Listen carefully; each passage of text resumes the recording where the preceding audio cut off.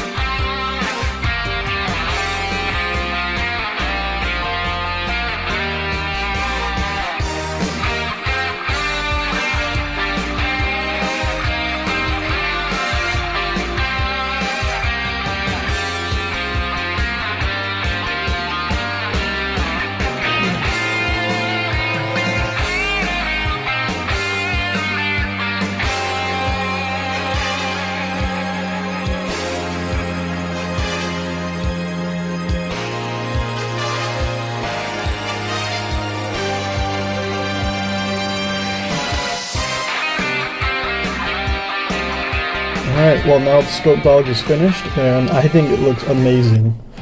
You can see right off the bat that it's large, it has a great build, the proportions look great, it can pose extremely well, it can do like a ton of crouching and sitting poses, the arms can actually like go towards the chest somewhat, you can hold the gun really well, and he just looks very photogenic. It just looks so accurate to the source material.